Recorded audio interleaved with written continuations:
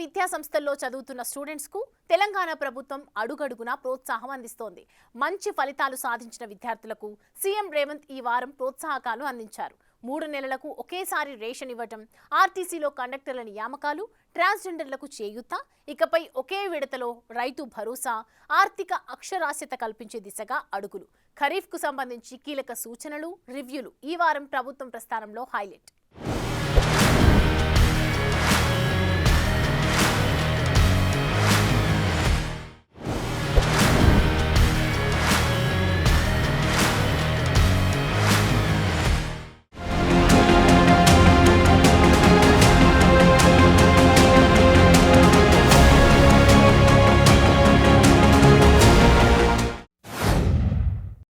ప్రభుత్వ విద్యా సంస్థల్లో చదువుతోన్న విద్యార్థులను సీఎం రేవంత్ రెడ్డి వెన్నుతట్టి ప్రోత్సహిస్తున్నారు.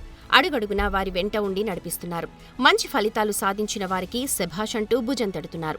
మంచిగా చదువుకోవడం ద్వారా సొంతూరికి, రాష్ట్రానికి, దేశానికి ఎలా పేరు తేవచ్చో సూచించారు. బాబు జగ్జీవన్ రామ్ భవన్లో తెలంగాణ సాంఘిక సంక్షేమ గురుకుల విద్యా సంస్థల సొసైటీ ఆధ్వర్యంలో ప్రతిభ కనబరిచిన 10వ తరగతి, ఇంటర్ విద్యార్థులకు అవార్డుల బహూకరణ, ఉత్తమ ఫలితాలు సాధించిన గురుకులాలకు ప్రోత్సాహకాలను మే 28న అందించారు. అసమానతలు తొలగించి సమసమాజం నిర్మించాలన్న ఆనాటి పోరాట యోధుల స్ఫూర్తితో ప్రభుత్వం పనిచేస్తోందన్నారు సీఎం. 10వ తరగతిలో 100% ఉత్తీర్ణత సాధించిన పాఠశాలలకు 5 లక్షల చొప్పున చెక్కులు బహూకరించారు.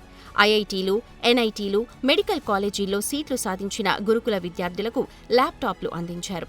అంతర్జాతీయ ప్రమాణాలతో యంగ్ ఇండియా ఇంటిగ్రేటెడ్ స్కూల్స్ ఏర్పాటు చేస్తామని, ఒక్కో పాఠశాలకు 200 కోట్ల చొప్పున రాష్ట్ర వ్యాప్తంగా 25,000 కోట్లు ఖర్చు చేస్తామన్నారు సీఎం. రాష్ట్ర వ్యాప్తంగా 102 సమీకృత గురుకులాలు ఏర్పాటుకు ప్రభుత్వం నిర్ణయం తీసుకుందన్నారు.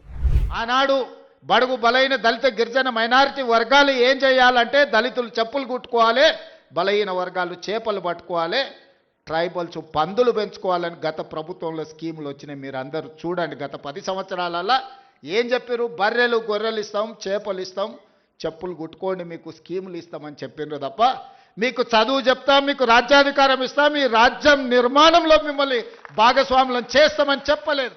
రాష్ట్ర ఆర్థిక పరిస్థితిని దృష్టిలో పెట్టుకుని ప్రాధాన్యతా క్రమంలో ప్రాజెక్టులను పట్టాలెక్కించడంపై రేవంత్ ప్రభుత్వం దృష్టి పెట్టింది. కొత్త పనుల మంజూరులో నియంత్రణ పాటిస్తూ ప్రతి నెల 2,000 కోట్ల వరకు పెట్టుబడి వ్యయం కింద ఖర్చు చేసేలా మంత్రివర్గ ఉపసంఘం ఏర్పాటుని సీఎం రేవంత్ రెడ్డి పరిశీలిస్తున్నట్టు తెలుస్తోంది. జూన్ 3వ వారంలోగా ఒకే విడతగా రైతుల ఖాతాల్లో రైతు భరోసా జమ చేయాలని ప్రభుత్వం నిర్ణయించినట్టు తెలుస్తోంది. ప్రతి నెల ఖజానాకు వచ్చే ఆదాయం కన్నా 5-6 వేల కోట్లు అదనంగా ఖర్చు చేయాల్సిన పరిస్థితి ఉంది. దీంతో ప్రాధాన్యాలను నిర్ణయించడానికి, పనులు పూర్తయ్యేలా చూడ్డానికి మంత్రివర్గ ఉపసంఘం ఏర్పాటు అంశాన్ని పరిశీలిస్తున్నామన్నారు. జూన్ 3వ వారంలోగా రైతు భరోసా నిధులు విడుదల చేసేలా ప్లాన్ చేస్తున్నారు. 2 విడతలు కాకుండా ఒకే విడతలో ఎకరానికి 12,000 ఇచ్చే ఆలోచనతో ప్రభుత్వం ఉంది. ఇదే జరిగితే రైతుకు పెద్ద మొత్తంలో నగదు ఒకేసారి అందడం ద్వారా వ్యవసాయ పనులకు ఉపయోగపడతాయి.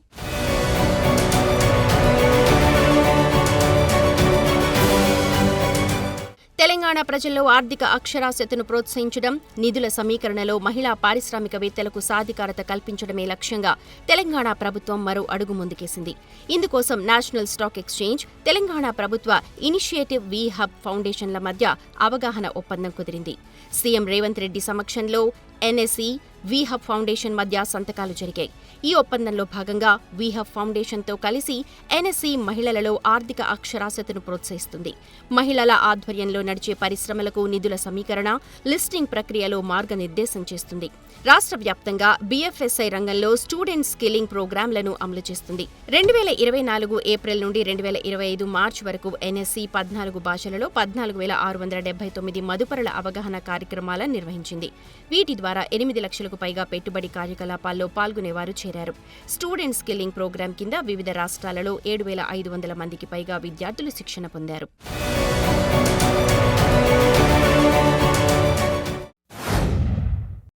వానాకాల సీజన్లో పంటల సాగు, విత్తనాలు, ఎరువులను రైతులకు అందుబాటులో ఉంచడం, మిగిలిపోయిన చోట ధాన్యం సేకరణ, ఇందిరమ్మ ఇళ్లు, భూభారతి, ఇసుక అక్రమ రవాణా వంటి కీలకమైన అంశాలపై సీఎం రేవంత్ రెడ్డి మే 27న వీడియో కాన్ఫరెన్స్ ద్వారా కలెక్టర్లకు ఆదేశాలు జారీ చేశారు. వర్షాకాలంలో అంతా అలర్ట్గా ఉండాలని జీహెచ్ఎంసీ, పోలీస్, హైడ్రా, ట్రాఫిక్, విద్యుత్ విభాగాలు సమన్వయంతో పనిచేయాలని ఆదేశించారు. రోడ్లపై నీరు నిల్వ లేకుండా చూడాలని, ట్రాఫిక్ ఇబ్బందులు, విద్యుత్ సమస్యలు తలెత్తకుండా చూడాలన్నారు. రాష్ట్రంలో 15 రోజుల ముందుగానే రుతుపవనాలు ప్రవేశించడంతో వానాకాలం సీజన్లో పంటల సాగు విషయంలో రైతులకు అవసరమైన తక్షణ చర్యలపై సీఎం దిశానిర్దేశం చేశారు. ఇప్పటికే 90% మేర ధాన్యం సేకరణ పూర్తయిందన్నారు. జూన్ 2 తెలంగాణ ఆవిర్భావ దినోత్సవం సందర్భంగా చేపట్టాల్సిన కార్యక్రమాలపై ఫోకస్ పెంచారు. వచ్చే విద్యా సంవత్సరంలో ప్రభుత్వ బడులను బలోపేతం చేసేలా పగడ్బందీ చర్యలు తీసుకోవాలని సీఎం రేవంత్ రెడ్డి అధికారులను ఆదేశించారు. పోలీస్ కమాండ్ కంట్రోల్ సెంటర్లో విద్యా కమిషన్ చైర్మన్ ఆకునూరి మురళి సభ్యులతో సమావేశమయ్యారు. ఈ సందర్భంగా ప్రభుత్వ బడుల బలోపేతానికి తీసుకోవాల్సిన చర్యలను విద్యా commission chairman Akunuri Murali CM Revanth రెడ్డికి వివరించారు. అటు సర్కారీ బడుల్లో టీచర్ల కొరతను అధిగమించేందుకు పాఠశాల విద్యాశాఖ సర్దుబాటు వ్యూహాన్ని అమలు చేస్తోంది. టీచర్ల సంఖ్య ఎక్కువగా ఉన్న స్కూళ్ల నుంచి తక్కువ టీచర్లు ఉన్న సమీపంలోని బడులకు సర్దుబాటు చేసేలా అవకాశం కల్పించింది. తాత్కాలిక బదిలీలు, డెప్యుటేషన్ పద్ధతిలో సర్దుబాటు చేసుకోవాలని జిల్లా కలెక్టర్లకు ఆదేశాలు జారీ చేసింది. గత ఏడాది 11,000 టీచర్ పోస్టులు భర్తీ చేయడంతో ప్రస్తుతం చాలా స్కూళ్లలో టీచర్ల సంఖ్య తగినంతగా ఉంది. అయితే కొన్ని చోట్ల టీచర్ స్టూడెంట్ నిష్పత్తి సరిగా లేకపోవడంతో ఈ సర్దుబాట్లు చేస్తున్నారు. ఉన్నత పాఠశాలల్లో ప్రతి సబ్జెక్టుకు ఒక టీచర్ తప్పకుండా ఉండాలని, 220 మంది విద్యార్థులున్న హైస్కూల్లో కనీసం 7 టీచర్లుండాలని, 221 నుంచి 250 మధ్య విద్యార్థులుంటే 8 మంది టీచర్లు ఉండాలన్నది నిబంధన. దేశంలోనే తొలిసారిగా ట్రాన్స్జెండర్లకు ట్రాఫిక్ అసిస్టెంట్లుగా ఉద్యోగం కల్పించిన తెలంగాణ ప్రభుత్వం వారి పనితీరు, సమస్యలపై రివ్యూ చేసింది. హైదరాబాద్ సిటీ కమిషనరేట్ పరిధిలో ట్రాఫిక్ అసిస్టెంట్లుగా నియమితులైన ట్రాన్స్జెండర్ల పనితీరు, ప్రవర్తనపై సోమవారం సమీక్షా సమావేశం నిర్వహించారు. ట్రాఫిక్ అసిస్టెంట్లుగా ట్రాన్స్జెండర్లు తమను తాము నిరూపించుకుని ఆదర్శంగా నిలుస్తున్నారని, పోలీసు శాఖలోనే కాకుండా ఇతర శాఖల్లో కూడా వారిని నియమించడానికి ప్రభుత్వం ప్రయత్నిస్తోందని మంత్రి సీతక్క అన్నారు. ప్రభుత్వ ఉద్యోగాల్లో ట్రాన్స్జెండర్ వర్గాన్ని చేర్చుకోవాలని నిర్ణయించిన తెలంగాణ దేశంలోనే మొదటి స్థానంలో నిలిచిందన్నారు. ట్రాన్స్జెండర్ వర్గానికి అంగవైకల్యం కోటా కింద ఇందిరమ్మ ఇళ్లు కేటాయించే అంశాన్ని పరిశీలిస్తున్నామన్నారు. జిల్లాలో ఇప్పటికే మైత్రి క్లినిక్లు ఏర్పాటు చేశారు.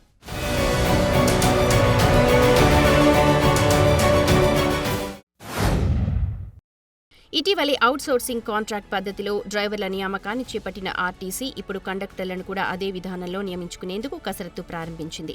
ఇందుకు మార్గదర్శకాలను ఖరారు చేసింది. 21 ఏళ్ల నుంచి 35 ఏళ్ల లోపు వయసుండి 10వ తరగతి విద్యార్హత ఉన్న వారి నుంచి దరఖాస్తులు స్వీకరించబోతోంది. హ్యూమన్ రిసోర్స్ సంస్థల ద్వారా అప్లై చేసుకోవాల్సి ఉంటుంది. కండక్టర్లుగా ఎంపికైన వారికి నెలవారీ చెల్లించే కన్సాలిడేట్ జీతం 17,969 రూపాయలుగా నిర్ణయించారు. వీరిని నియమించే ఏజెన్సీ 2 లక్షల మొత్తాన్ని సెక్యూరిటీ డిపాజిట్ చెల్లించాల్సి ఉంటుంది. విధి నిర్వహణలో సంస్థకు నష్టం జరిగితే దాన్ని ఈ మొత్తం నుంచి రికవరీ చేయనున్నట్టు ఆర్టీసీ ప్రకటించింది.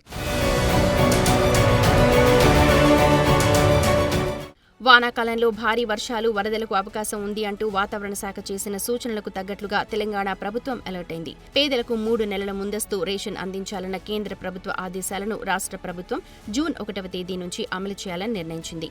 జూన్, జూలై, ఆగస్టు నెలల కోటా సన్న బియ్యాన్ని రేషన్ దుకాణాల్లో ఒకేసారి అందుబాటులోకి తేవాలని ప్రభుత్వం ఆదేశాలు జారీ చేసింది. కేంద్ర ప్రభుత్వం సూచనల ప్రకారం జూన్ 1 నుంచి 30వ తేదీలోపు 3 నెలల రేషన్ పంపిణీ పూర్తయ్యేలా తగిన ఏర్పాట్లు చేసుకోవాలని జిల్లా కలెక్టర్లు, తహసీల్దార్లు, డీటీఎస్లను తెలంగాణ పౌర సరఫరాల శాఖ కమిషనర్ డిఎస్ చౌహాన్ ఆదేశించారు. ప్రతి నెల ఇచ్చినట్లుగానే ఆహార భద్రతా కార్డు కలిగిన వారికి తలా 6 కిలోల చొప్పున ఒకేసారి 3 నెలల కోటా బియ్యాన్ని ఇవ్వబోతున్నారు. పనిలో పనిగా కొత్త రేషన్ కార్డుదారులకు కూడా ఈ సన్నబియ్యం అందబోతోంది.